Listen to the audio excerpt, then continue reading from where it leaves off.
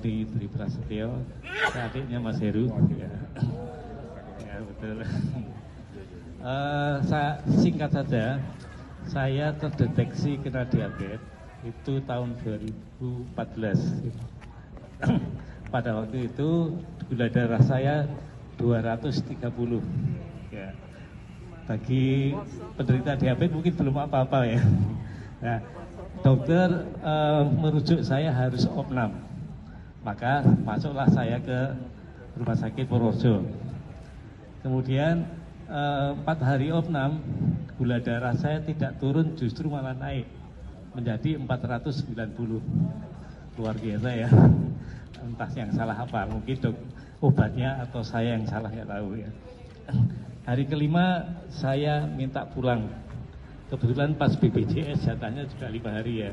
Dan saya pulang, ternyata sampai di rumah saya tidak bisa berjalan. Lumpuh ya. Lumpuh ya. Nah, padahal pada tahun 2014 saya harus ke Amerika. Sudah janjian, sudah difasilitasi berbagai macam. Kalau saya tidak bisa berangkat, nama saya bisa jelek ya. Akhirnya saya sambil tetap berobat, diberi obat dokter terus, metformin dan sebagainya terus ya. Akhirnya tidak ada perkembangan sama sekali. Kemudian saya berinisiatif, saya belajar berjalan lagi.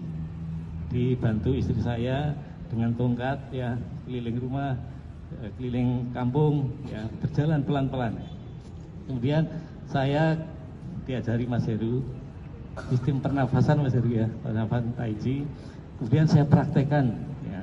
Setiap pagi saya praktek 1,5 jam pernafasan Tai Chi yang memperbaiki 5 organ dalam ya, ada limpa, ada jantung, ada paru, ada ginjal dan sebagainya, hati dan juga ya. Yang akhirnya juga ke pankreas saya ya. Kemudian di akhir saya periksa ke dokter, saya bertanya ke dokter.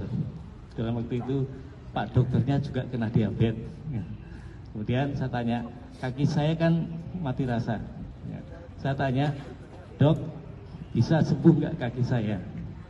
Saya mengharapkan jawaban yang secara logika, tetapi Pak dokter menjawab berdoa saja.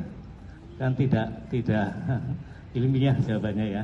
Sejak itu saya memutuskan untuk berhenti minum obat dokter. Ya. Kemudian saya lambat laun berjalan bisa karena pernafasan saya latih ya, 2 tahunan Mas Heru ya. 2 tahunan saya latih terus setiap pagi rutin sambil saya belajar berjalan. Alhamdulillah akhirnya saya bisa jogging rutin setiap pagi dan bahkan sekarang saya bisa berlari. Ya, mungkin di antara bapak-bapak saya tidak akan kalah kalau berlari. Ya, gitu. Jadi secara singkat, akhirnya September 2014 saya berani terbang ke Amerika. Saya terkena Mei 2014. Setelah berapa bulan saya yakin saya siap untuk terbang ke Amerika, memenuhi panggilan satu lembaga di sana. Pada waktu itu yang manggil saya juga tahu kondisi saya. Dia bilang berani, saya berani ya. Dengan risiko geblak di jalan ya, risiko geblak di jalan, di pesawat atau dimanapun. Tapi alhamdulillah selama di Amerika juga saya latihan pernafasan terus, jogging juga jalan terus.